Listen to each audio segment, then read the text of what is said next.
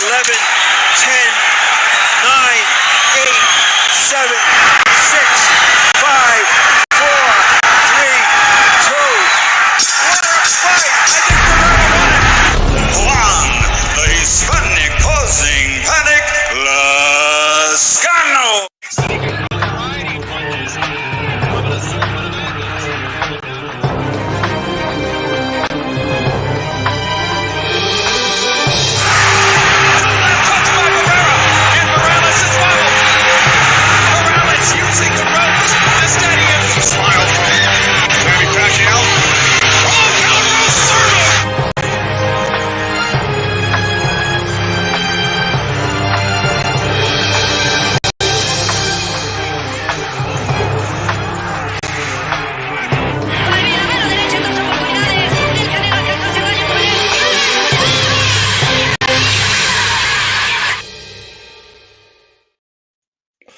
And thanks to those joining me live and those that have joined us here on the Archive.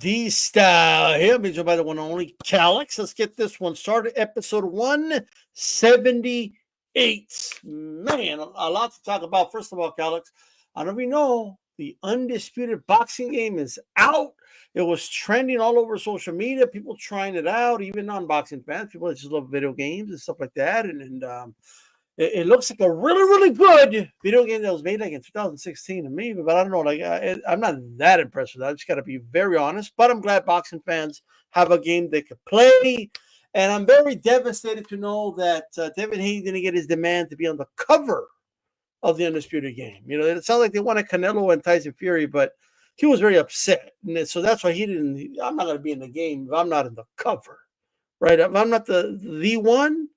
And for whatever reason, they decided, nah, we're good. So he's not in the game anymore? Is that he's not in the game because they wouldn't put him on the cover of the game. Man, that's unfortunate. You're not going to be able to see boxers hug in the game. Is that we're not going to be able to see boxers hug and then hire lawyers?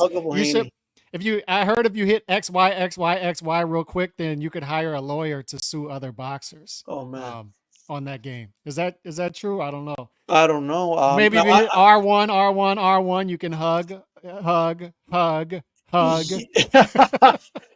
remember like in Street Fighter, you kept doing the same move, like the little trip move. I hated people that would do that. I just hated it. E Honda, remember E Honda? Oh, is that what you did? You were one of those people. I was E Honda. I was like that.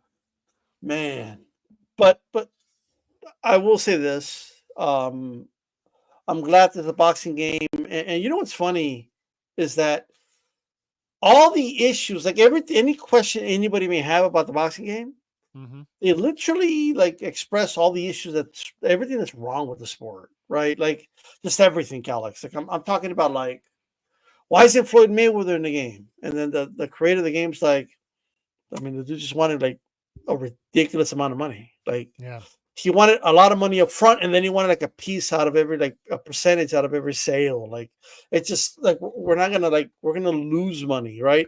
But then you think about it, and it's like, what a missed opportunity. I mean, maybe you don't get the money you want, maybe you just get a little bit, right? But maybe Canelo didn't get millions and millions, but maybe he just got a little bit. Maybe a lot of these legends, like a Frank Bruno, I don't know if Tyson, Holyfield, or whoever else is in the game, but a lot of former fighters are in the game too. Like, but you know what they do get? They get a bunch of little kids playing the game, and their name stays relevant, and people start asking, and hey, who was that? And maybe they search them on YouTube, and maybe they become fans of theirs. It's a good way to keep your name out there.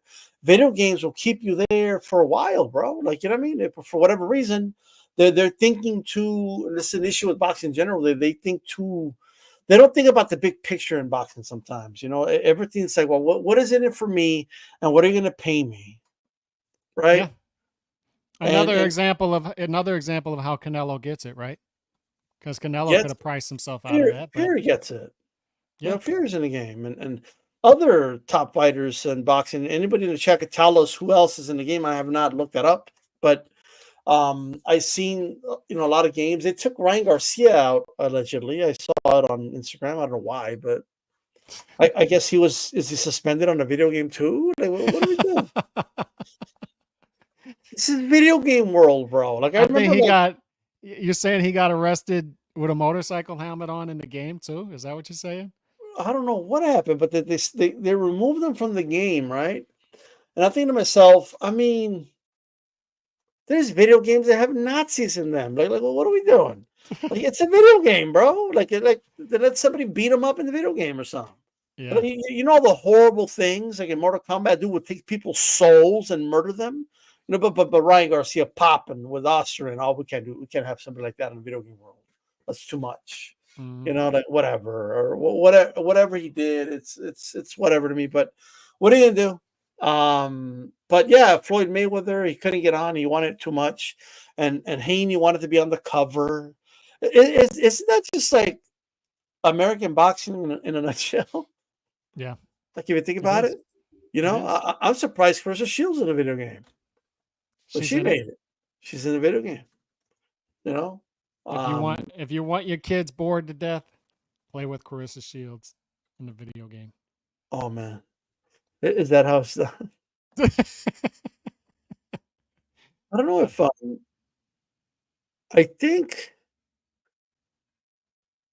don't think Nio anyway is in the video game. I could be wrong though. If anybody wants to correct me about that. But Plant's in a video game. Porter in a video game. Yeah. Canelo's going out to Japan this weekend for that card with Junto and stuff. So I don't think he's fighting out there, but continues to build this global brand. Unless a motherfucker steps it up to him or something like that. You know what I mean? Then he's having a meeting with Naoya Inoue, all that stuff. I think he's just building his global brand. So he'll be out there this weekend. What are they going to talk about? You know what I mean? Business. How you doing, motherfucker? I don't know if anyone's going to appreciate being called a motherfucker. Yeah, I'm just saying. They'll be like, wait, what? When they translate that, they used to look at him like, man, I know you're shit. But Usyk's in a video game. Wilder's in a video game. Man. You know, so they do got to work on the video game, though. Just really quick. So yesterday I saw a little clip of it where it's round one. It's Bruno Wilder, actually. Mm-hmm. And, like, literally round one, not even, like, 5 seconds in, neither one of them had thrown a punch. And the video game announcer is saying, what tremendous heart is being displayed. And I'm just like, what? They haven't even thrown a punch, bro. Maybe they got to fix that. Like, you know what I mean? You can't just have random things thrown out there. Although we seem to get that with a lot of commentary today, but we don't need to see it in the video game. You know what I mean? And then I think more of there is just saying check talk like every 10 seconds, no matter what happens. You know, but let's get this one started.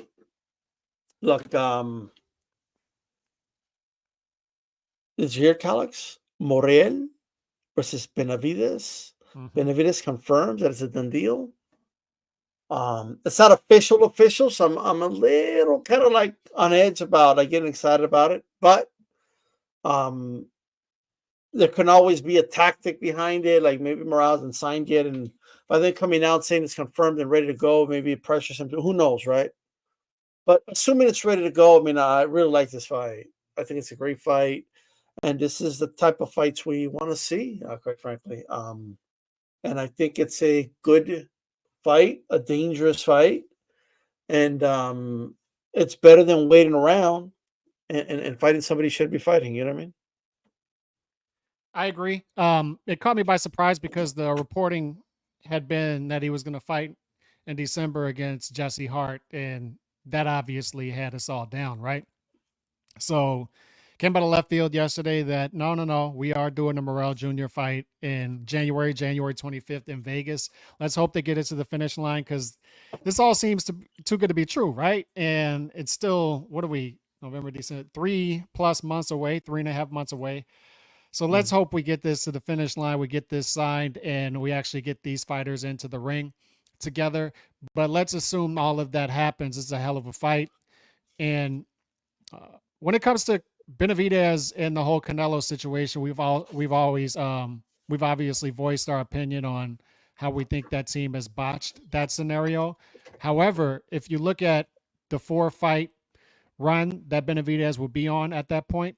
I'm not as high on the Vodzik victory as some other people, but Plant, Boo Boo, and then Morrell Jr. At that point, you would say that's a good run, especially as opposed to his peers. And Benavidez is on the right track. They haven't been marketing him well. I would argue his trajectory has been going down as far as that goes. I don't know how well this is going to do on as a pay-per-view headliner. All that being said, as far as a competitive standpoint, just boxing, take all that business stuff aside, put it to the side. As far as a competitive standpoint, this is a hell of a fight. And it's a threatening fight for Benavidez. Morrell Jr., they're both coming off of not so good performances. I was more disturbed by Morrell Jr.'s performance, to be quite honest with you. And maybe that's the reason doing this fight now. I don't know. But you got to give Benavidez credit for it because it's still a threatening opponent here in Morrell Jr. And I think this could go either way, D-Style. I think Morrell Jr. could give Benavidez some problems at 175. Yeah, Morrell didn't look really good in that fight. No. Some people felt he lost the fight. So I don't. I do think he pulled it off, but it was a very. It was ugly. It was an ugly fight, uneventful fight, but also his performance was maybe even uglier. And again, some people felt he lost that fight. So one must wonder, right? People do forget though how difficult it is to move up one weight class. It's a very difficult thing. There's a different level to a different level of power. There's always a different pace, but it does get a little slower, but it gets more powerful. And not only that, like your opponents are heavier, and people may think it's not that big of a deal, but it is. Which is why it's impressive when you see an Inoue move up several weight classes and look dominant still. It's impressive when Canelo,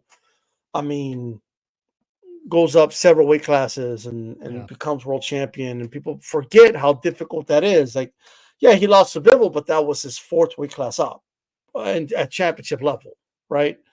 So it's maybe they'll acclimate a little bit more, and I think maybe they realize you're gonna see a sharper version of both of them, I believe, in this fight. I think they'll fight up to each other if this fight does come off. And I think it proves that bullying works from the fans. We've talked about how they try to shut us up, right? But I don't think fights like this happen unless there's backlash from the fans. And there's been backlash from the fans when it comes to how his career has been moved. And the fans, there's clearly been demand. If the Canelo fight is off the table, then do the Morrell Jr. fight. And that's what is happening here. And I think you have to credit the fans as well. They're not going to want to give us credit, but sometimes the fans bully certain fights into reality. And I think this is possibly what's happening here. Also, what's possibly happening is one thing you got to give Riyadh season credit for, D-Style, is they're putting on, and you see it this weekend. Last weekend, I put out a tweet showing boxing how 6 of the 10 fights are 10-1 odds or higher in mismatches. When it comes to Riyadh season cards, like the one this weekend, the odds are closer. And when you look at the card in December, when you have Usyk Fury 2, Bohachik versus Madrimov, these are close odds fights. I think as Riyadh season continues to do this, it's going to make these other promoters step up their game, and that's possibly what is this Riyadh season, the fight? Which one? Benavidez Morrell? No. I'm just saying. I think when you have that, I think the other promotional companies who are not in that orbit are going to have to step up their game and give us some quality control. And it also highlights how Stephen Fulton Jr. took some control over his career by saying, no, I'm going to go out to Japan, fight, and make $2 million plus over there instead of fighting a rematch in Minnesota. That's kind of what happens when, you're out of money. You know what I mean? Yeah, and then the other thing, that's part of it too, but I think Benavidez may be taking a little control over his career and say, no, I think I want this fight. Maybe I'm giving him too much credit. I don't know. But it illustrates why isn't Tank doing similar things? He's going to fight Lamont Roach instead of pushing for some of these other fights. I think you got to give Benavidez a little bit of credit because you see another fighter within the PBC orbit not making these same moves. Yeah, I think the reality is Like everyone has to have these realistic conversations, and Benavidez isn't a big attraction and a big draw, so he doesn't have a lot of leverage to quote True. unquote do what he wants to do. Yeah. I not that I disagree with the fans bullying, but I like to call it demand. The fans demand things, and they have a right to, and you have to listen to them. And the reality is, you don't get credit for saying I'm doing this for the fans if you don't want to give us the fans credit, right? Mm-hmm. So he comes out, he does a post on social media or story, whatever it was, say, this one's for the fans, blah, blah, blah, blah. Well, I don't want to hear the people like to shun the fans, right? Tell us that we can't take credit for it then, right? So at the end of the day, it must be, they must have felt there's really good marketing to say we're doing it for the fans, right? So I like the fight. And you know what? It is a fight, in fairness, that Morrell has been almost begging for, right? When they were calling him the monster, he said, nobody wants to fight me. This dude was put his hand up, I'll fight you. And they were just pretending, you know, like when a teacher ignores a kid that's always raising their hand. You know what I mean? Does anybody want to answer the question? And they're like, ooh, me, ooh. Like anybody? And he was raising his hand, all right? And I think it's a great fight. I am torn on who I'm going to pick to win, which makes it a good fight. Right? That's the type of fights we want, just like the main event this coming weekend, which we'll get to in a little bit. Calix, we can't continue without this. So Fury versus Usyk rematch official. We already knew it was coming, obviously. They had a rematch clause. We knew the date. But they announced the whole card. The rest of the card, I just want to make sure people understand I'm not complaining. It's just an observation. It seems to me like little by little, they're taking away this like every fight being like a co-main level type fight. Like they're kind of removing that aspect of it, which I'm okay with, right? First of all, the co-main is fire. Bohachuk, right? Versus Madrimov is a fire. I love that fight. Some people feel they should both be, coming off wins right now, right? In fights that were big underdogs in, or decent underdogs in. Yet here they are, crossroads fighting away. I don't think either guy should be punished if they lose. By the way, I still think they're in the mix. Why? Because they're taking these big risks. And here they are, man, coming off a loss, no bounce back fight, right in the thick of things, right in a big stage like the co-main of Usyk versus Fury. I love it, and the reason I love it, it gives this is what you want co-mains for guys like this, right? Guys that don't have the limelight all the time. You put them in these type of big cards on a co-main, right? And they're going to shine more because there's not as many big fights, right? Or big names on the card, right? I think they're focusing on this is try to make good fights, and then let's give a really good co-main, right? And then of course the main event, which I'm okay with, right? Also, I really don't care about the details like this. I'm just glad we're getting the fight. But why is it Usyk? Why is it Fury Usyk? It should be Usyk Fury, but whatever. You know what I mean? But what are your thoughts? Obviously, love the rematch, but I love the cheap support. Buhachik Madrimov was a fight that I was calling for after both of their performances because it makes perfect sense, right? If the sport makes sense, you would put the two guys who were the clear B-sides and were set up to lose against Bud and Virgil. They were almost afterthoughts, but tough opponents, and they both put on great performances in those fights and losses. So I've always been of the belief that the losers in fights should not be written off as long as they're behaving the way that you would expect real fighters to behave. And that's Madrimov and Buhachik. So why not put them against each other? And the winner of that fight gets another opportunity. The loser of the fight, even in a great loss, gets brought back. And that's one thing. Another thing that Riyadh season does well is they'll bring back guys coming off of draws, losses. They'll bring them back 3 to 6 months later and give him another opportunity. They'll bring him back after a devastating loss, like Wilder. Like it's crazy. They'll bring him right back, and if there's demand for it, why not? And why not give people opportunities after losses? Why not do it? So it's a good trend that's happening, and that's another fight. I don't really know where to go with it. Both Morrell Jr., Benavidez, and Bohacik, Madrimov, to me, they could go either way, 50-50. I think most people are going to be picking Benavidez and Madrimov, but that could easily go the other way. Bohacik, he impressed me against Virgil. That was an impressive fight. And you have a better argument that he won that fight against Virgil than Madrimov against Bud, although both of those fights were close. They were both really close. Look, Bohacik impressed me in the Mendoza fight, quite frankly. I think he was very impressive in that fight. Yep. I mean, basically dominated Mendoza, swole up a whole side of his face, controlled that fight. And in hindsight, I think he would have won the Fedor fight. Like, I think he would have beaten Fedor. Because that was the scheduled fight. So very interesting. Imagine they would have put Bohacik in there with Tim Tszyu, and then the rematch of Mendoza and Fedor, which was I believe was kind of first talked about, but then they decided to go the other way. How different things could have been, and what type of fight that would have been. I don't think that's a gimme for Tim Tszyu. So that would have been very interesting, especially last minute. But what can you do? You know what I mean? But I really like that. What do you think about, like, they're kind of like on this card? It's not. It seems like Turkey's game plan was always, let's go heavy with the heavyweights on that when there's a heavyweight main event. And let's go heavy with the names throughout the card. And this time it's like I'm not, again, I want to make sure people understand I'm not here bashing the card. I'm happy with that main event. I'm happy with the co-main, very happy.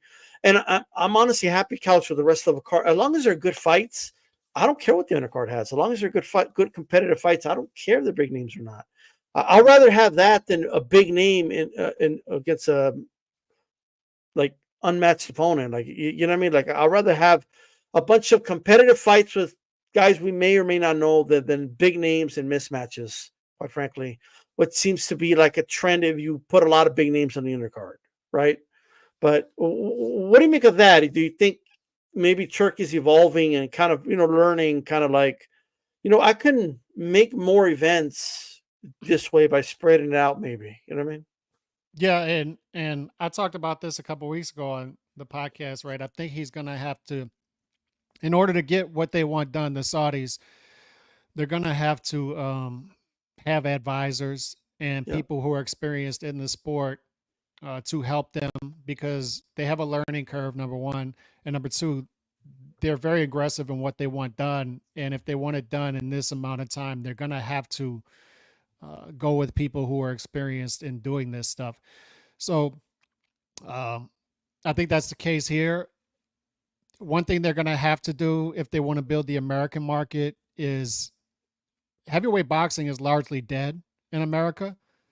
So they're going to have to put on non-heavyweight fights. They can't be so pro heavyweight in all of these cards. So I don't have a problem with them doing this. But if somebody's going to build an American star, it's going to likely take that type of money to do it at this point. And I hope that they learn how to do that in America.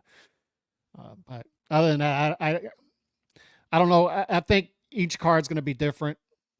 And I think they're going to go heavy pay-per-view, but price them. That's how I think they're going to do this in the future. And we may start to see this in 2025. They're going to price these pay-per-views cheaper at maybe $20. And they're going to give you more of a UFC model to where you're getting a pay-per-view every month, but they're going to try to price it accordingly to where the market is going to buy it. And it's going to be more of a global pay-per-view market. It's not going to be so pro-American pay-per-view and then free everywhere. I think it's going to be more of a global pay-per-view market, cheaper price point, and then give you a stacked card every month. I think they're going to try to go to more of a UFC model. Yeah. Whether that works or not, I don't know. I just think that's what they're going to try. I heard the reports for Joshua Dubois. They didn't do really good numbers in America, right? Yeah. So like globally, I think it did granted, good. I don't want to give them ideas. By the way, I hope I'm not trying to give anybody ideas, but the reality is they would have made more money with that fight in the U.S. if they priced it at $75. Less buys, but they would have made more money. Right. You know, it's the reality. I mean, whoever is going to stream it is going to stream it. Yeah. Whether you price it at $10, $20, $50, there's people out there, bro. It's really not about the money; it's about the principle to them. Yeah. Quite frankly, it's really not about. It's not that. Oh, I can't afford. You know, they could still think it's not a good value, $70, but like at the same time, you could give it to it for 20. They could think, I ain't paying for it, right? It's just is what it is. Like that's where we are, and it's not just in boxing, by the way. This is in everything. There's people that steal like apps that are only $10 a month, bro. Like, you know, it is what it is. You know, so we'll see where that goes. You know, I feel like isn't that the zone model already? They're charging $30 a month. I feel like that was the whole point already. Like you pay a set price and you get everything on the app. Yeah. Yep. But now, but what I'm supposed to pay the app plus the re-out season pay-per-views? Yep, you are. I mean, well, what are we doing? Like you know what I mean? I don't know, but I prefer the ESPN way. We're just getting it for free on the app. How about that? Yeah. Shout out to ESPN. Shout out to Top Rank and whoever made that happen. You know what I mean? I think. A side note: they have to make this easier to follow. So I would like to see them have a dedicated, if they're going to do this Super League, a dedicated platform for the pay-per-views, a dedicated platform for the championship level fights, non-pay-per-view, and then a dedicated platform for like a Pro Box TV for developing fighters and just good like HBO Boxing After Dark cards, Showbox cards. I'd like to see them make this simpler to follow. Look, I'm not against that. Let me get this real quick, by the way. Openda Gates Inoue models his style after Canelo. I don't know if that's true, but I'm not like, no, I don't think that's true. Is that true? Not sure. Not sure. But, I do know Inoue is pretty much the Canelo of Japan. And the well, money that's that true. in. That much I know. That's true. You know what I mean? They both got some glamour to them, like Canelo with his horse. Have you seen his horse? He like glamours it and everything. You know, he's got a nice. I've never seen a horse I so well taken care of, bro, in my life. It's a beautiful horse. Oh my God, damn this horse. You know what I mean? And shout out to Zorro, by the way, who fought Opataya last time, got knocked out. Poor guy. Yeah. And should we give it to him? I mean, he did give us a super chat. You know what I mean? Yeah, give it to him. Give it to him. We'll go ahead and give it to him and to all the hardworking people. I'm a hardworking man. Look, before we get to the main event, so we got names on the card. We got Opataya on there, Eubanks on there. Man, they're massive favorites in all these fights, bro. Like it just like Wardley Clark too is a good fight. That is a good fight, and that's a toss up. Yeah, and Beterbiev Bivol is a toss up. Yeah, I mean, and on top of that, main event aside, but we're not paying for this one too. I would rather. It's just me. You know, well, then again, it's hard. How do you match up with Taya cruiserweight? Like, he already beat Breeders, right? You can't. Well, what are they gonna do? Put. I saw it here and say, well, if Austria wants to talk about how he's so much better, let's put him in there with Zurdo. Like, I think what people are gonna. By the way, I think what people are gonna find out with Opataya is, with Maris Breidis, he was just that was a tough bastard. Even at an advanced age, he arguably gave Usyk his toughest fight. So I think what we're going to find out with Opataya as time goes on is he truly is a top 10 pound for pound talent. I think people are being a little too harsh on Opetaia coming off of the Bradis fights. Those were tough fights against a tough bastard, man. Like that's so I think this notion that Opetaia is a guy who sort of falters as the fight goes on. I think it has more to do with the opponent, and I think he's going to be fine. It's going to be tough to match him at cruiserweight in fights that you would consider even odds fights. You give Zorbo a shot against him? No, I don't. I don't think the style is right for him. I think Opetaia would be too active for him in the ring. So I think it would be target practice, to be quite honest. So, but that would be more of a 5-1, 6-1 type fight for Opetaia. Anybody else is going to be wide odds. Yeah. And I think you're going to have to deal with that with Opetaia. You just got to have to keep him busy. So, I think the Sky Raven fight's a good fight. And I know a lot of you machismos out there, they're like, like whatever. That's when I'm gonna take my shit break. And okay, that's a 6-1. That's a 6-1 fight. That's fine. I'm surprised about that, but hey, it is what it is. Isn't Nonshinga? Nonshinga's on the card too, I believe. He's a 2-1. No Chingas. What do you mean? What? Sevenati, my guy, Sevenati Nonshinga. I think he's on this card. He's a 2-1 favorite. Man, there's a dude called Nochinga. Yeah, he's a beast. He's a beast. Nochinga's so, I think that's a better card than you're giving it credit for, because I think it's a great fight. I'm not saying it's a bad card. Wardley Clark. Wardley Clark's even a good fight. Even with Shakur not on this card. Oh my God, that's what devastated me. You know what I mean? Like when Shakur Cordina was out of the card, I was like, oh man, no. Like, have you seen the movie La Bamba? Yeah. When the brother walks, I don't know, it was a brother, dad. That was heartbreaking. Richie! He goes out when he finds out Richie died, right? Yeah. And that was me. Like, I was like, Shakur Cordina! Like, I'll never forget the first time I saw that scene. That and then what's his name? Richie and Ricky. I could see the tear already coming out of your eye, like right now. It was sad, man. Like they're just out there. He's just fixing his car. The mom's doing laundry out there, and then they hear that their dear family member. By the way, you know how many like people I know that are like, that's Richie Valens to me, and I'm like, what do you mean, Richie Valens is real? No, that's Richie Valens. And then I show them a picture of the real Richie Valens, and they're like, what the hell is that? It's like J-Lo. It's like J-Lo with Selena. It's like, no, Selena's not Selena. J-Lo Selena. It's like, no, Selena is Selena. Alex, you can't say that. That's blasphemy.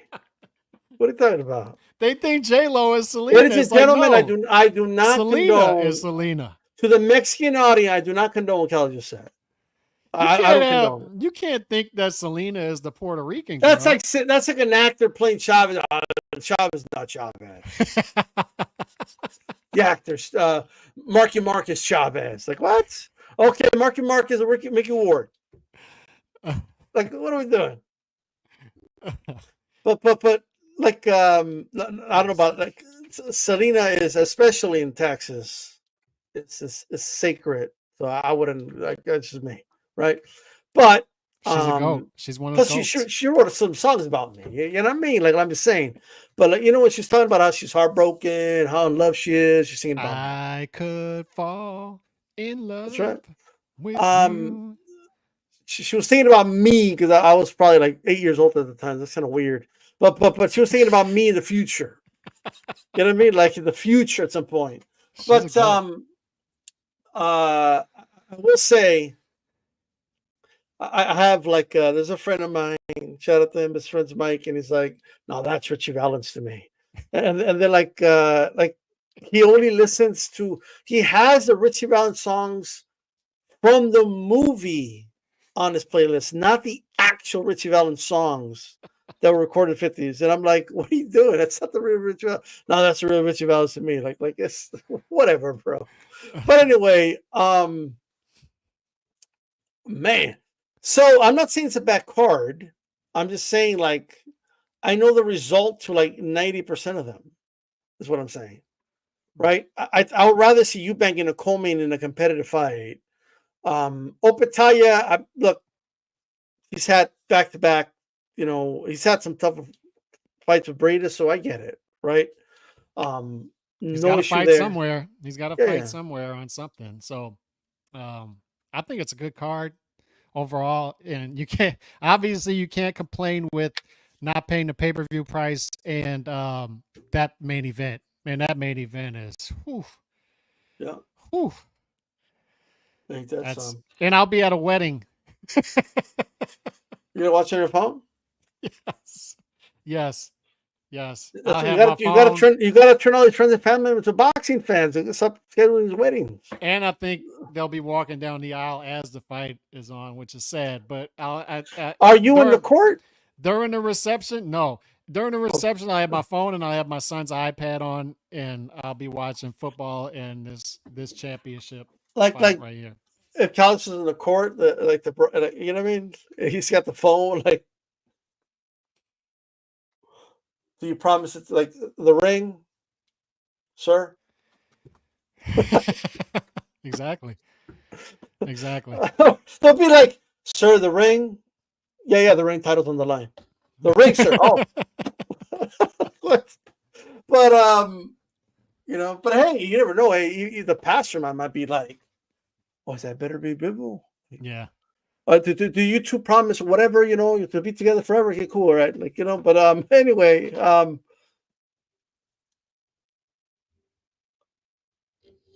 before we get to the main event, any undercard specifically that you're like, what two fights would you say you're most excited about? Wardley Clark, Yeah. obviously, that's the one.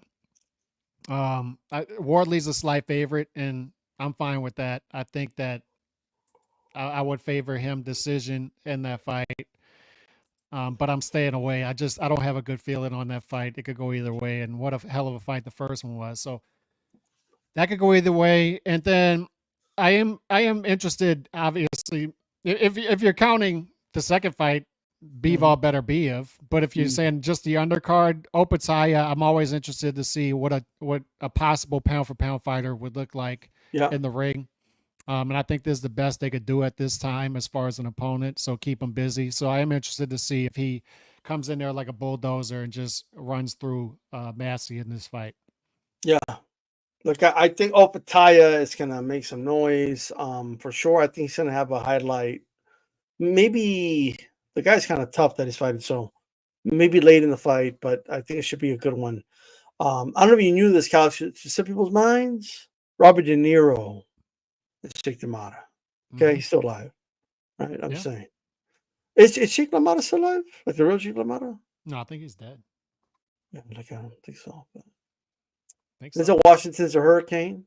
You know what I mean? So Russell Crowe is Shane Braddock. Shane Braddock's still alive after all these years, bro. You know what I mean? Yeah. Russell Crowe. Oh.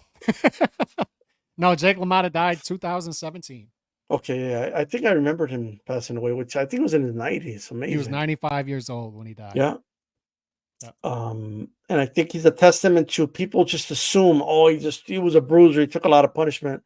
He took punishment against one of the best fighters of all time, Ray Robinson, but the just the little intricacies like rolling with shots and that people don't really pay attention to and is the reason a lot of these guys could be in wars but not necessarily take a lot of punishment or as much as it seems, and that's why he was able to live so long.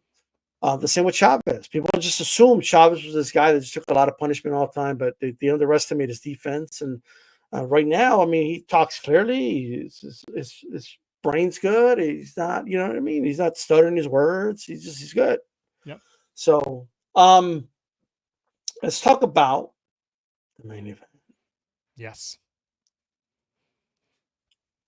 I think I've been saying this for a while. To me, this is liquid metal,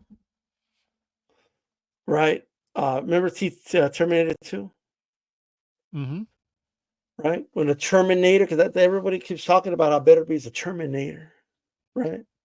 Everybody's talking about how, he just keeps coming, he doesn't stop.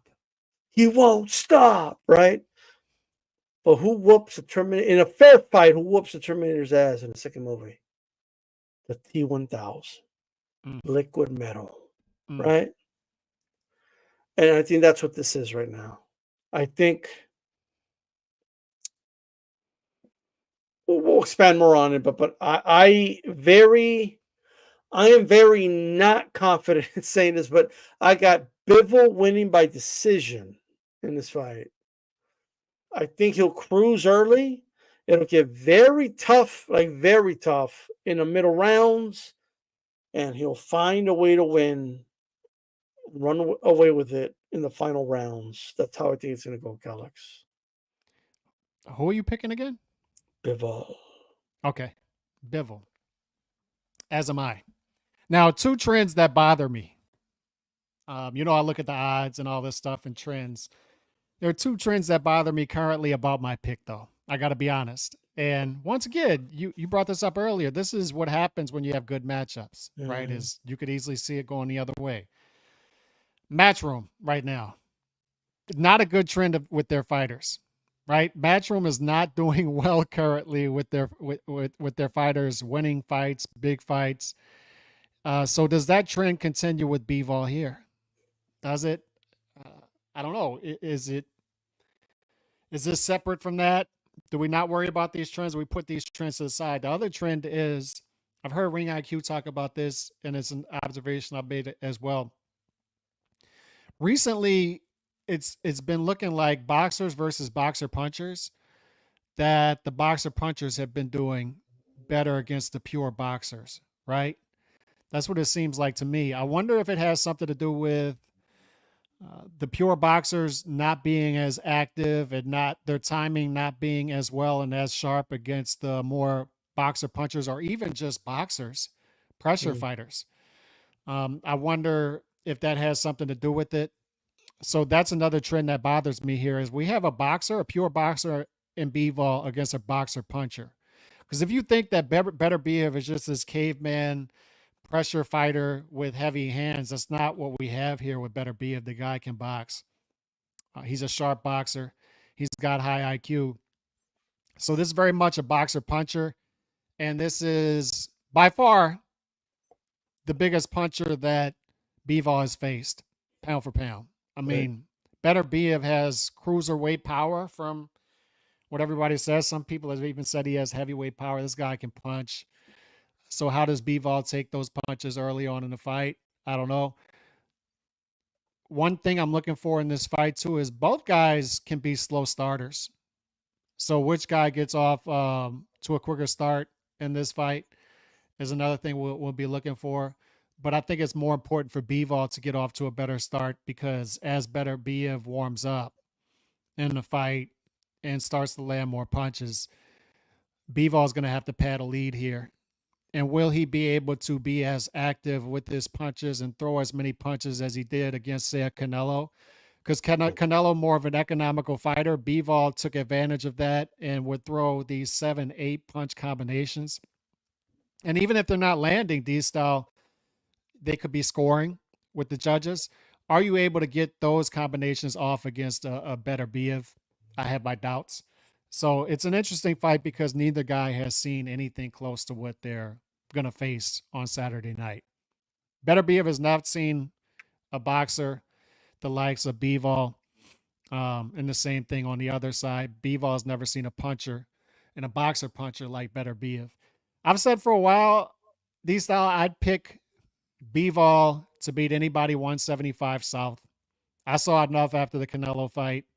I've saw enough to say that this guy raises his level of competition, or raises his level to the level of competition. He fights up to the competition. So I think he's going to show up and show out in this fight.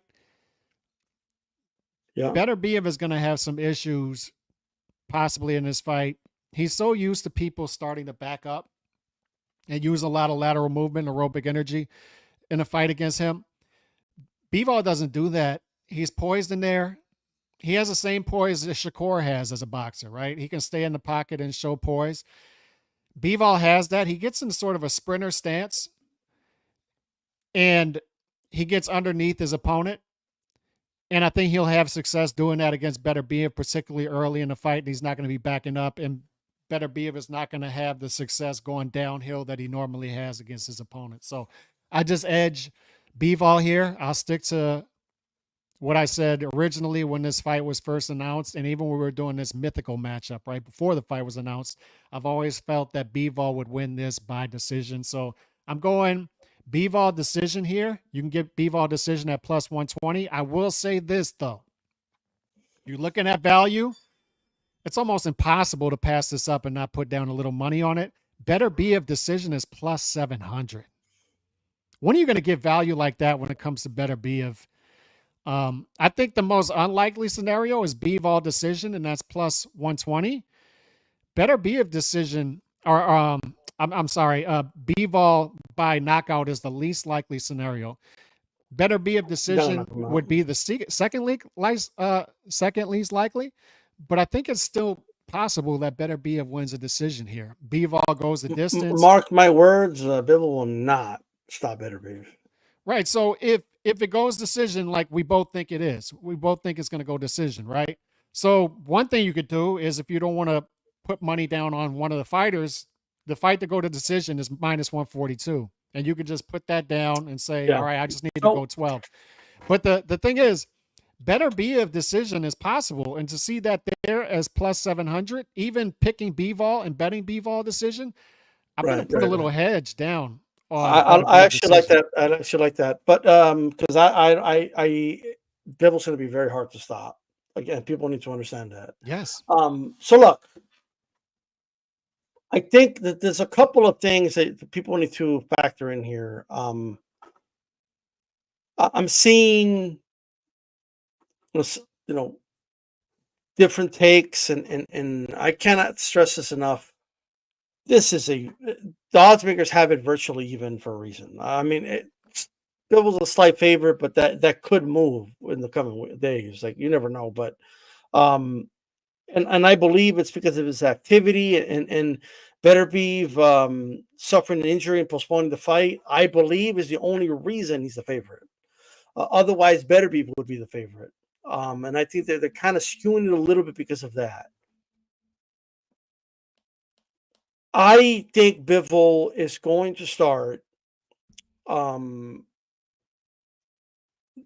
like I think he's going to start winning, winning the early rounds. I think Beterbiev's going to have trouble with the speed of Bivol, the speed of Bivol's footwork, especially this is a mismatch when it comes to feet footwork, in my opinion. I just think Bivol is a lot faster on his feet, right?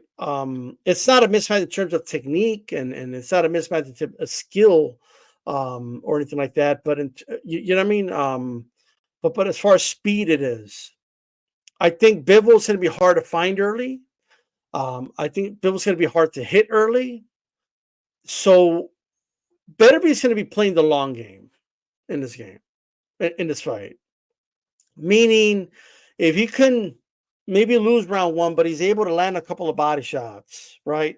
Land one big blow on Bivol, start working the body. That's what I'm looking for. I'm looking for the body work early on from Beterbiev, and I think that's going to be the tall tale of the fight, right? You're going to see Beterbiev not win rounds, but be effective in something, because he always finds a way to be effective in something. He's too great not to be effective. Yeah, and it's going to be the body. And I think he's going to know, okay, he's fast, so I got to slow him down.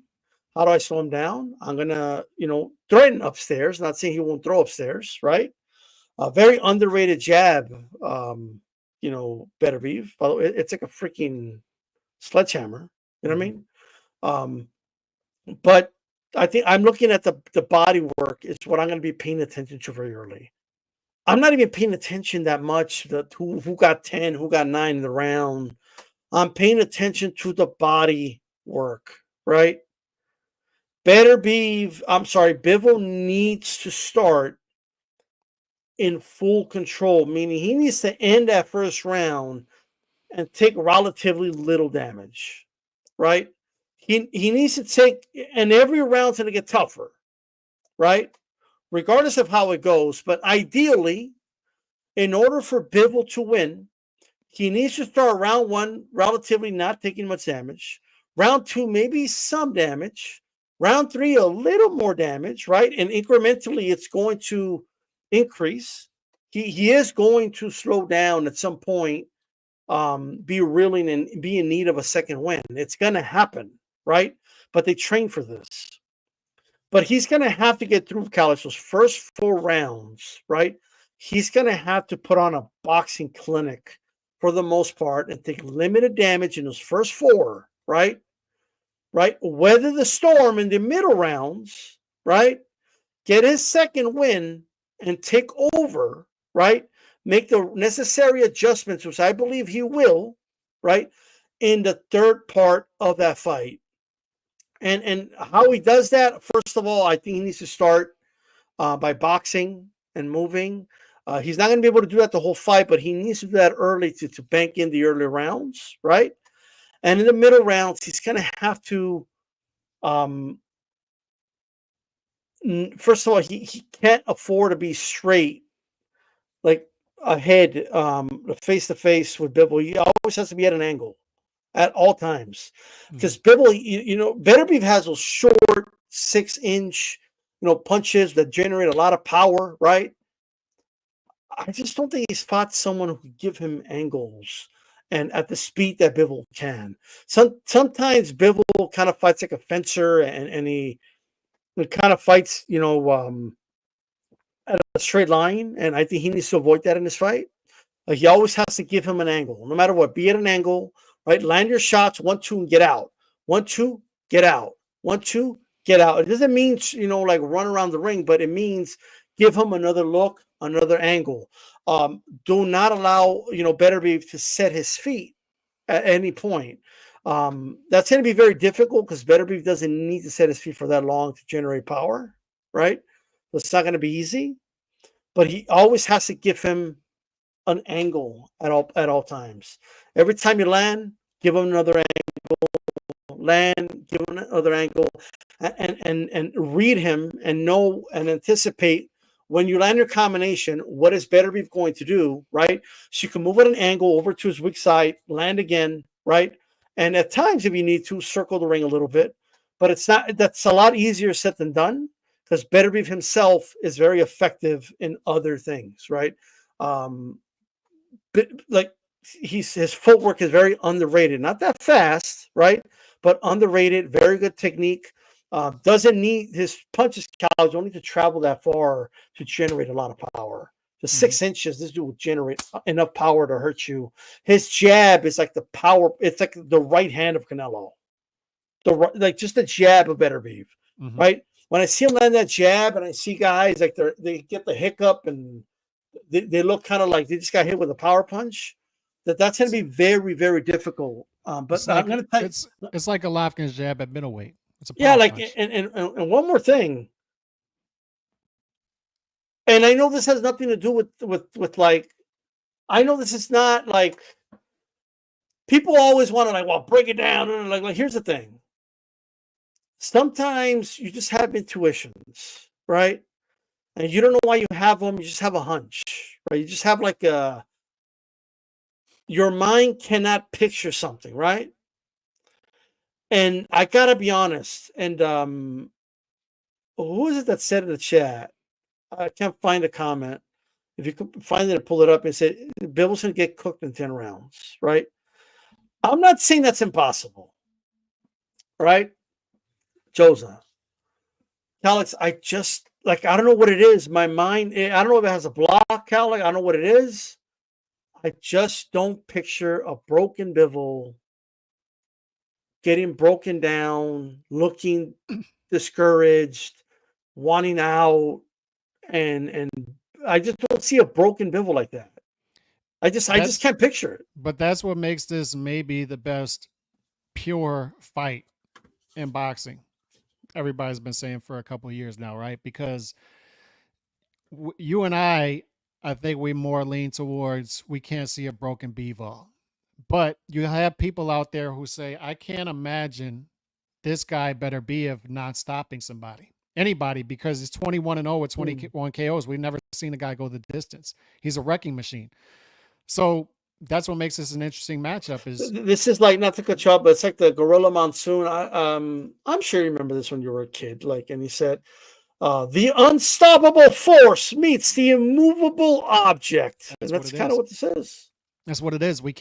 You can't envision either scenario playing out, but likely you're going to have one of those scenarios. It's one of the least likely scenario according to the odds is Beterbiev winning a decision. So you're likely going to see a Beterbiev stoppage or a Bivol decision, one of those two. And you're going to have a section of people who don't see one of those playing out. Just they can't envision it. You can't envision Bivol being wrecked. You're going to have people who can't envision Beterbiev not wrecking Bivol. That's just how it goes. That's what makes this a great fight. I go to, there's two things you got to look at: activity and age. Beterbiev is almost 40. Eventually, man, that catches up to you. So we'll see. And the other thing is activity. Beterbiev has largely been a once per year fighter throughout his career, 20 fights in, almost 40 years old.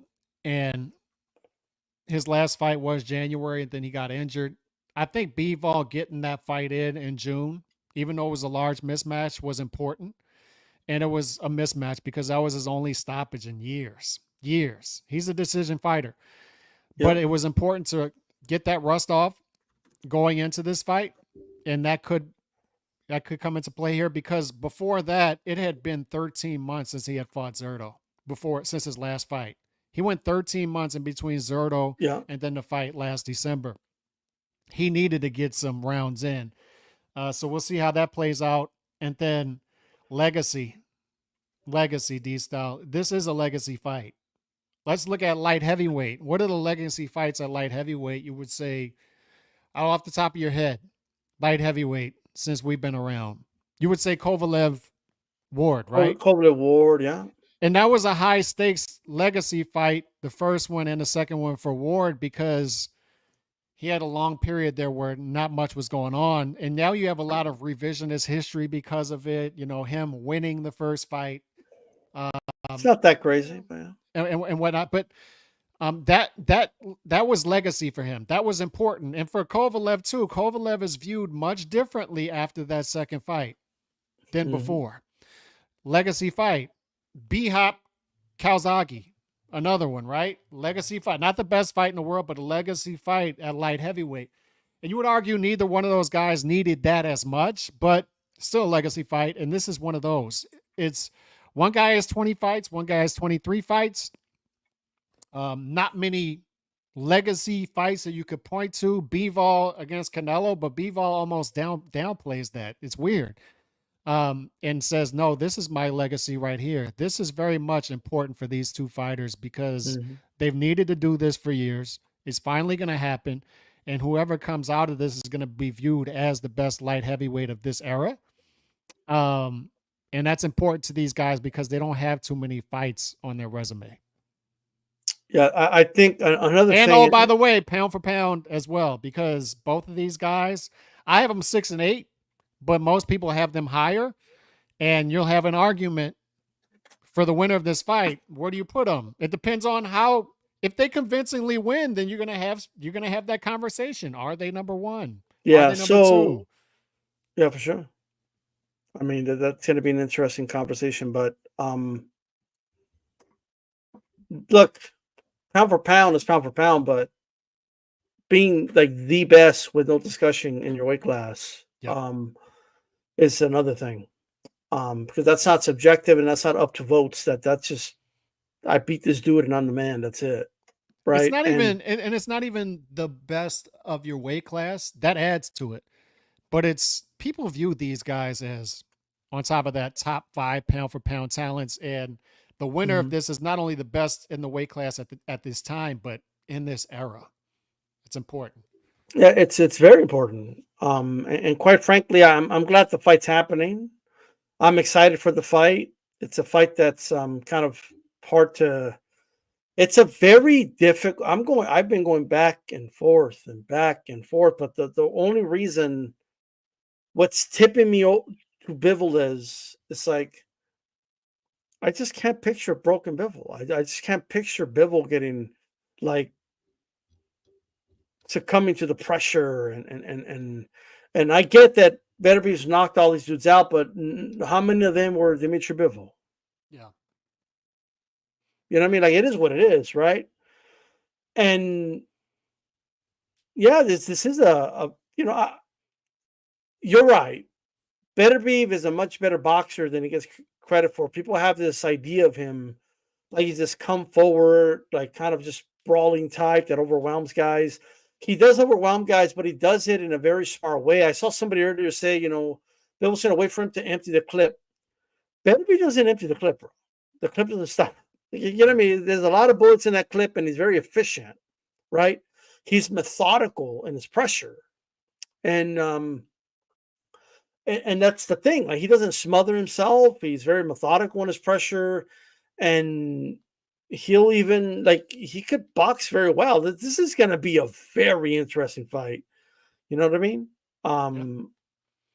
And I just feel like it's a very difficult fight to gauge. But if I'm Bivol, I'm keeping him moving, right? Because he did have surgery, and I want that knee to pop at some point, right? I want to put stress on his knees. I want to put stress on, when he puts, when to make him move as much as possible, right? But Bivol needs to find a way to do it to where he doesn't exhaust himself. But I'm going to be honest with you. Have you ever seen Bivol tired? I never seen either one of them tired, by the way. But I never seen Bivol tired at all, bro. I never seen him exhausted, nothing like that. And I want to make clear, I admit, if that did come off that way, best light heavyweight of this era, not best of this era, best light heavyweight of this era. I know what you mean. Is what they would be. But Bivol, yeah, you're right. And the versatility he showed. I always go back to the Canelo fight. Is if you look at the CompuBox stats, Bivol is the best defensive fighter in the sport. And he really showed that against the Canelo fight. In the Canelo fight, that was a hell of a performance against Canelo that night. And just the versatility he showed is when he needed to go on offense, he went on offense and became a combination puncher. And I think Canelo was most surprised by that. I don't think he was surprised by Bivol's defense, but I think he was surprised and taken off guard that Bivol was able to back him up in spots against the ropes and continue to have that type of output throughout the fight. I think Canelo was very much expecting to be able to tear up his arms, wear Bivol down, and then take over the fight as the fight went on. And then Bivol became the aggressor later in the fight. I want to like how many Bivol's past opponents are like Beterbiev? None. I know that. Like it is a tough fight to call. Like, you know what I mean? But when you make a prediction, you gotta pick a side. You know what I mean? I'm not gonna stay here and be like, I have no pick, guys. I don't know who's going to win. I'm just going to enjoy the fight. I'm not going to make a pick, right? And I'll admit that I think it's a very hard fight to call. And it's what's skewing me is just the way I picture Bivol as a fighter. And I just like, it's a tough fight to call. I don't know what else to tell you guys. I've said it since the Canelo fight. That guy that fought Canelo that night, I think that somehow that's an underrated, and maybe it's this weird thing where Bivol almost discounts that fight, but it's a weird thing.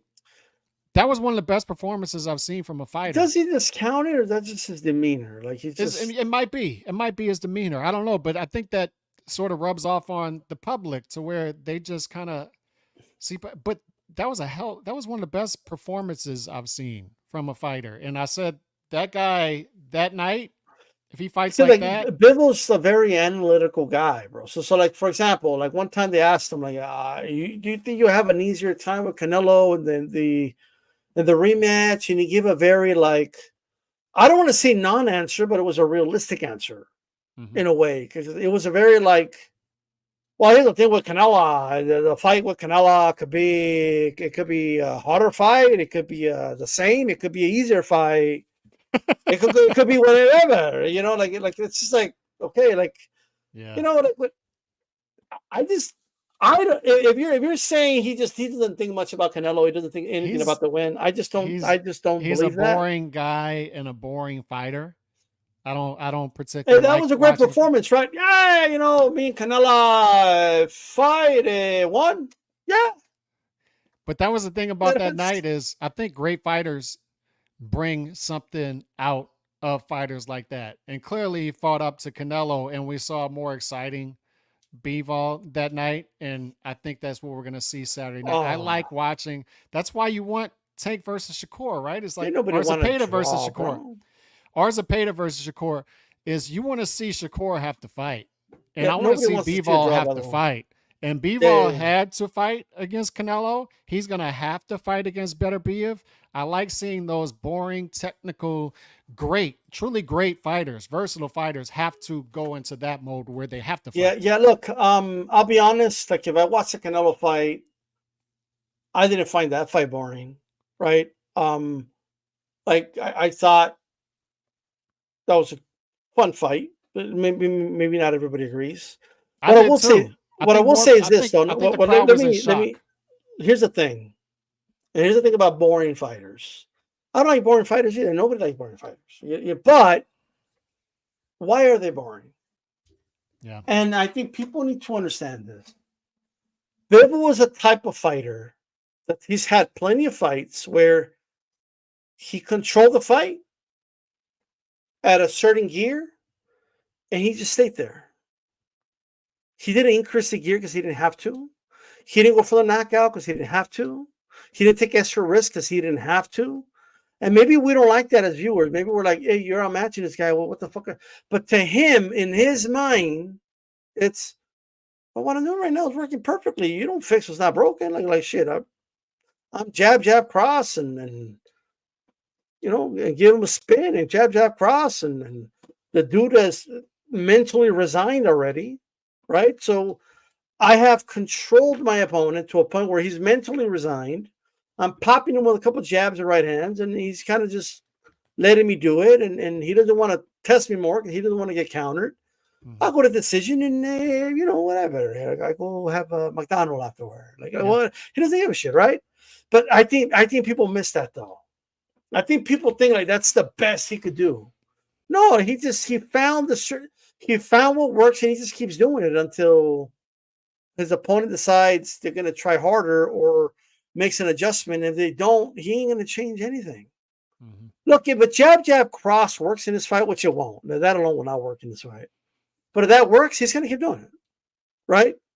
He's going to find what's working. He's going to keep doing it until Beterbiev, raises the level or makes an adjustment and something's working for Beterbiev, and then Bivol's going to have to make an adjustment, right? And that's why you got to fight your peers and you're the other great fighters in your division, so they could test you that way. But make no mistake about it. When people see and they say, he doesn't knock anybody out like Beterbiev does. Beterbiev knocks everyone out. Bivol doesn't. Bivol has no power. Look, I'm not delusional. I don't believe Bivol hits anywhere near as hard as Beterbiev, right? But I don't think he's a powder puff puncher either. If he was, Canelo would have walked through him. Canelo couldn't walk through him. I saw Canelo almost laugh at Berlanga's punches and keep coming at him. I saw Canelo get hit by Munguia's best shots, and it was like whatever to him, right? Bivol backed up Canelo at times. He put punches together, and what he does have is very sharp punches. And anyone who thinks they better be going to walk through him, first of all, if he does, then fuck it. I'll be shocked, right? But anyone who thinks he's going to bulldoze through him, just walk through him because he doesn't have any power or whatever, I think those people are crazy. I think Bivol has kind of like that Mayweather pop from 147. I think that's what Bivol has at this weight class. Yeah, maybe so. So you don't think you think he's a powder puff puncher? No, but what I'll say is he does a good job of obviously great defensive fighter, arguably the best in the sport defensively, and people cannot undervalue that. Don't undervalue that coming into this fight. Just assume that, oh, it doesn't matter. He's going to get caught and he's going to get knocked out. Statistically speaking, his opponents land the lowest percentage against him than any other fighter in the sport. And I don't even think it's close, to be honest. I think Shakur is like a distant second. Last I looked. But another thing he does good is he gets in that sprinter stance. His back foot is almost pointed towards his opponent. And what that does is it takes power off of his shots, but he's getting leverage. He's underneath you. He's getting leverage. So he's getting some power behind those shots, and he's backing you up as he hits you. Whether he can do that against Beterbiev, I don't know, but he did it in spots, particularly late against Canelo. Another good thing he did against Canelo was he threw those combinations, and Canelo put his back against the ropes, and he does this, Canelo. And just expecting, all right, I'll let you get off 4 or 5, but in between those, I'm going to catch you with the big left hook. I'm going to catch you with a straight right, something like that. And Bivol was rolling those shots. He was picking them off and rolling them. And then he went back to work. Will he be able to do that against Beterbiev? I don't think he'll have as much success, but I'm just telling people, I think defensively, this guy is a wizard and he's versatile. And I think he's going to figure things out to get to a decision in this fight. I don't see him getting knocked out. And a decision fight, I'll always favor Bivol over Beterbiev. And the odds makers do too. You know what's funny is that I told somebody to chat out. He still explained it perfectly. It's a lot easier said than that's all you got to do, Bivol. Like, okay. Yeah, it is. like, let me just tell you something. It would not shock me if either guy wins. But let me tell you what would shock me. Let's talk about what would shock us. 2 things would shock me. If I see Bivol broken, right? Like if I see him like literally like what he does to everybody else, right? Just in the corner, disoriented, like kind of broken. Like kind of like I don't know what else to do. Like that, you know, like wanting out, like that would shock the shit out of me. That's number one. Mm-hmm. Also, what would shock me even more is Bivol knocking out Beterbiev or stopping him. I would be like, I was like, what? I wouldn't. I'm. Those are 2 things I'm not expecting, quite frankly. Especially the second one I mentioned. There ain't no way. There ain't no way, bro. Right? Ain't no way he's gonna knock him out.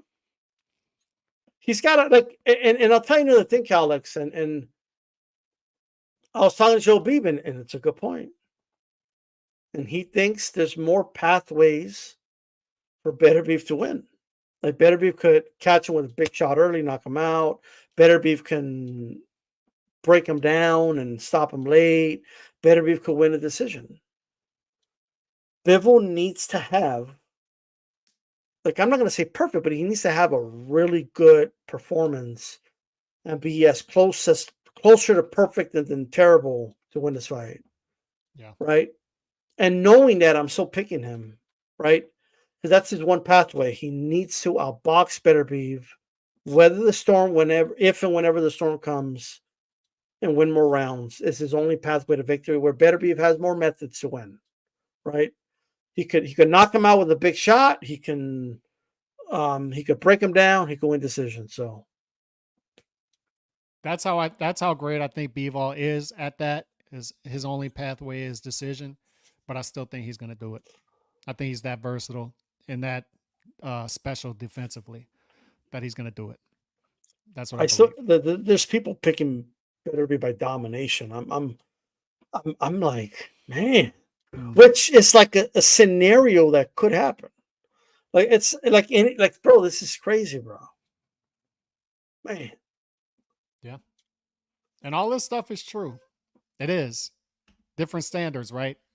But what I will say though is these are objectively 2 great fighters and the 2 best light heavyweights of this era. You would say post Kovalev, right? Post Kovalev war. These are the 2 best light heavyweights, and they're fighting each other. So this is a meaningful legacy fight. I'm with people. They waited too long to do it, particularly the Beterbiev side. They slow walked this. All that stuff. Remember the Russia stuff and the WBC. It was some ugly stuff. Top rank. However, and I don't like how Bivol moves either, to be honest, and his team. all that being said, we're here now, and this is a hell of a fight, and Hey, it is a meaningful fight. I'm glad somebody mentioned Golovkin. And look, I need to I wasn't going to go through it. I just want to say this really quick. Bro, I am getting sick and tired of people saying Canelo aged out Golovkin. I'm getting sick and tired. I'm at a point where it's like I get that a lot of guys avoid Golovkin. I get that. But when Canelo showed up, within 18 months or so, he signed to fight the guy. Yeah. It's ridiculous to say he aged him out. It's not his fault that his parents had sex in whatever year and gave birth to Golovkin or whatever year, and Golovkin was a certain age, bro. It's not Canelo's job to fight him the moment he moves up to middleweight. The guy kind of acclimates to the weight first or something. What are we doing? And then it's not even that long. Naito Ku doesn't say anything the whole show, right? You have to compare it to his peers. His peers are fighting once every year and a half, 12, 18 months. Within 18 months of becoming true. Within 18 months of becoming lineal champ, he fights. He signs the fight. Why was he at the Chavez Jr. fight? Because they told him we're going to announce the fight afterward. That's why. Yeah. Right, that whole event was to promote the Gennady Golovkin, fight. That's what it was for, right? But with that said, whatever. But Gennady Golovkin, saving boxing, bro. He's saving amateur boxing. He's saving boxing, and I'm not saying he's literally doing it, but world boxing. How can you not like Golovkin? World boxing is going to basically take over the tournaments for boxing over AIBA, which AIBA was very corrupt. So I'm kind of glad that they're gone, right? Yeah. Hopefully world boxing will be better. And I get a lot of people aren't into amateur boxing, but that's not the point. No. Amateur boxing is the farm system for worldwide boxing. A lot of the names we see today, whether it's Lomachenko, Inoue, whoever, right?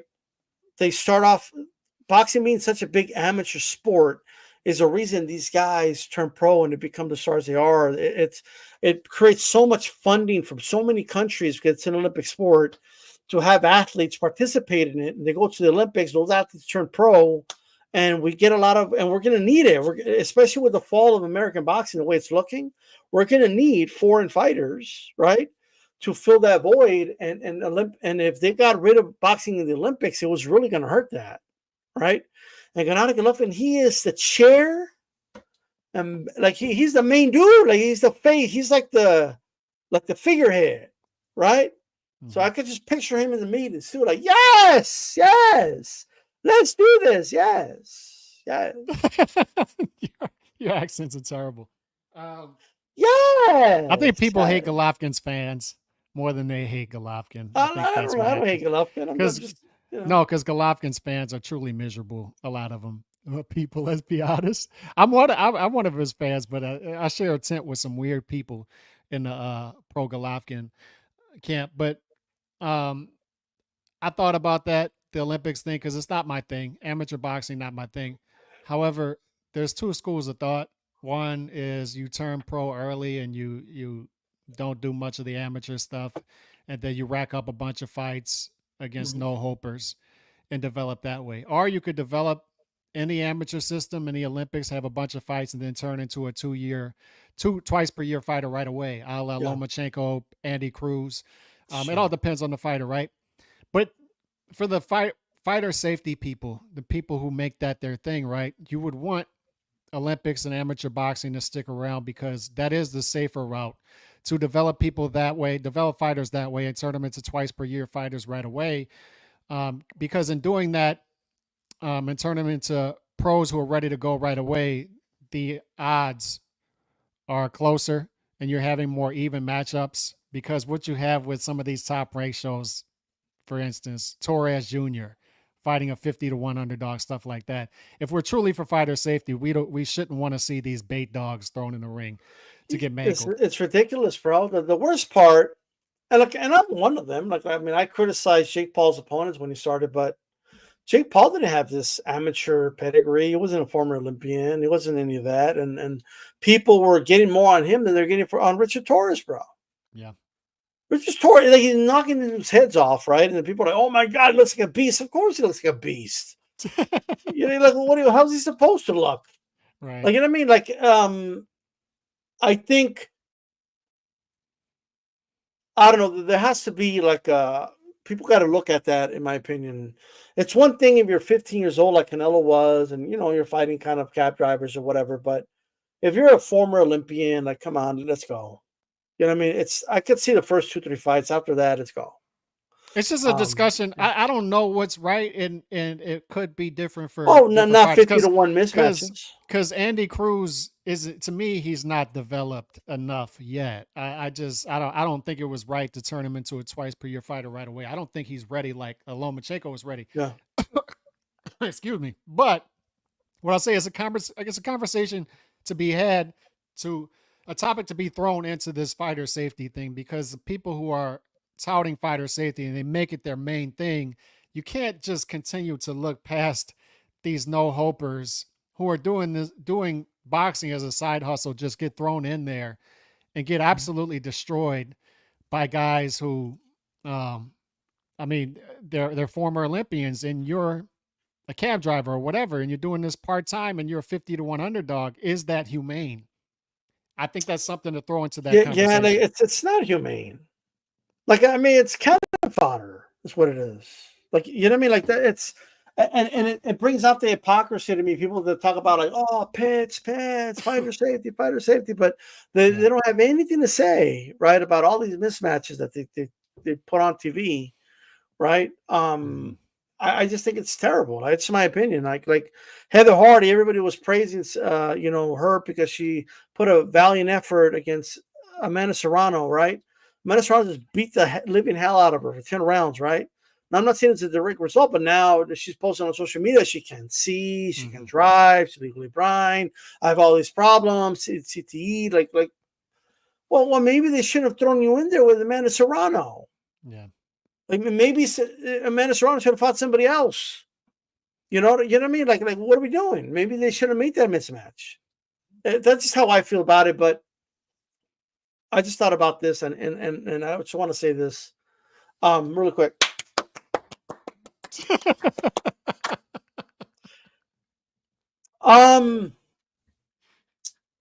Just something that no one is like pointing out about De La Hoya and his clapbacks. And look, let me first say, here we go. I'm not saying they're not funny. Like, they are, right? Oh, they're funny.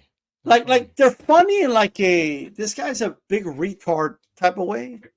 Like, you know what I mean? Like, this guy's such a moron. Like, well, what are you doing? Like, bro, here's the thing. The joke doesn't land if everything you're saying isn't true. I mean, the guy's like, he's showing images of Katie Taylor losing. She didn't lose this year. Billy Joe Saunders hasn't fought since 2021. Like, he's showing, and then he's showing like in-house fights of matchroom fighters losing. Like, so what about Rocha getting destroyed? What about that? What about the fact that Matchroom has a net positive over a Golden Boy when they go head to head? What about that? Like, I'm just pointing that out. But here's another thing. This whole thing with Canelo. And I was thinking about this when 92Ku was bringing up the whole 155-pound thing and aging out Golovkin and all this other stuff, right?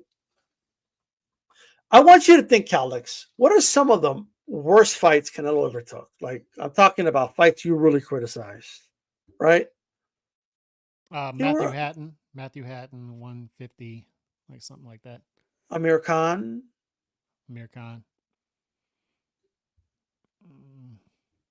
It's pretty much Liam Smith. Yeah. These were under De La Hoya. Yeah. Like, all the things, right? That, in other words, this guy literally criticized Eddie Hearn and called him an idiot for putting Canelo in the ring with Bivol. So why would you do that? You know, he could lose that fight. Are you dumb? You don't know how to promote. Like, you know what I mean? Like, so your point is Canelo became big in spite of Oscar, not because of him, because the things that made Canelo big were Canelo going against Golden Boy, fighting Trout, fighting Mayweather, fighting Lara when they were trying to advise him against that. And then when they went with the Golden Boy machine, Matthew Hatton, Liam Smith, Amir Khan, then those are the things that were turnoffs to even Canelo's fans. Okay.